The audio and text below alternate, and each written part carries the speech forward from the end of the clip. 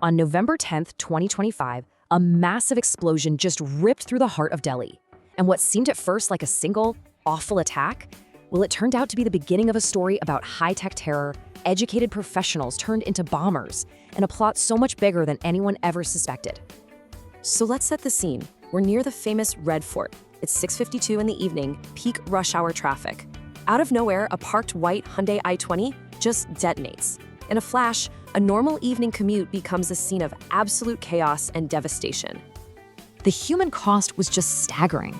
The blast tore through the traffic, killing 13 people on the spot and injuring over 20 more. The city was in shock.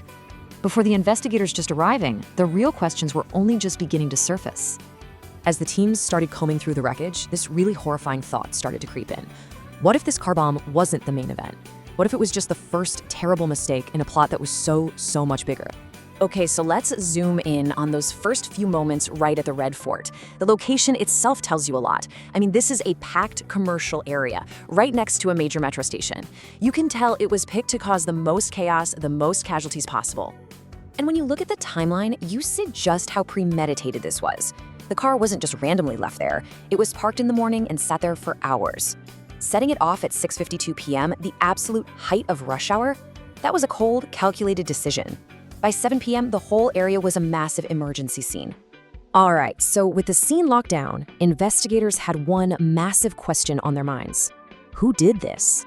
And the answer, it turns out, was buried deep inside the wreckage, just waiting for a forensic breakthrough. In the middle of all that twisted metal, the forensics team found something grim, but incredibly important. Human remains, wedged right by the driver's pedals. This proved the bomber was inside the car when it blew. And it gave them the DNA they desperately needed to figure out who he was. And this is where the science really takes center stage. They used DNA profiling, taking samples from the remains and matching them to a database. In this case, they got a direct hit by matching it to the suspect's own mother. This wasn't just a lead, it was 100% positive ID. There was no doubt left at all. And this is when the first real shock of the case hit everyone. The bomber wasn't some unknown militant. He was Dr. Umar Nabi, a doctor, an educated medical professional, a healer turned into a killer. It just didn't make any sense, and it opened up a whole new set of terrifying questions. So, they had their man, but identifying him was just step one. The next big question was about his intent. And in those first few days, two very different theories started to bubble up. You have to wonder, right? Was this whole thing a botched job? Maybe they were just trying to move the explosives and something went horribly wrong? Or was it a deliberate, planned-out act of terror? That was the puzzle they had to solve. And the evidence really was pointing in two different directions. The whole accidental blast idea was backed up by the fact that the IED seemed incomplete, and there wasn't a huge crater, which could mean they panicked. But on the other side, the government came out almost immediately, called it a terror attack, and started a massive investigation. And then this video came out. In his own words, Dr. Umar calls the bombing a martyrdom operation. This bone-chilling statement, released after he died, it ended all the guesswork.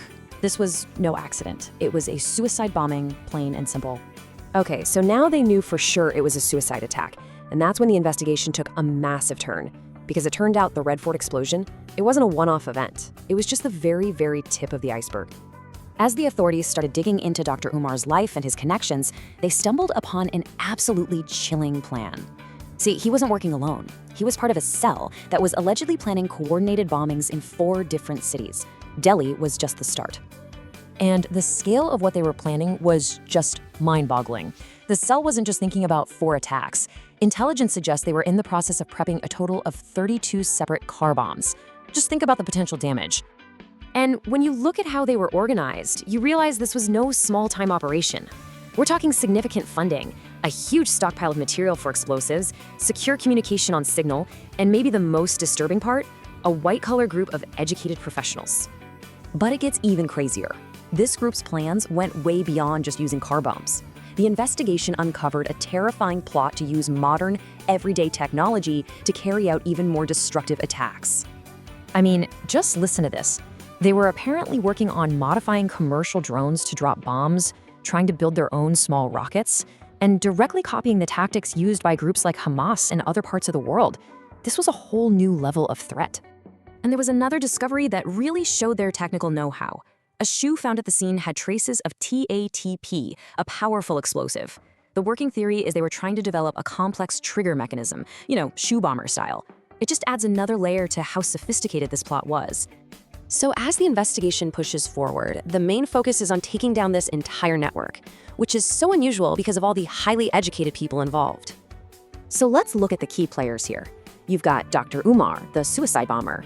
Then there's Jasir Bilawani, who they believe was the tech guy, working on the drones and rockets. Amir Rashid Ali was apparently handling logistics, like getting the car. And then you have others, like another doctor, Dr. Muzamil, all part of this so-called white-collar module.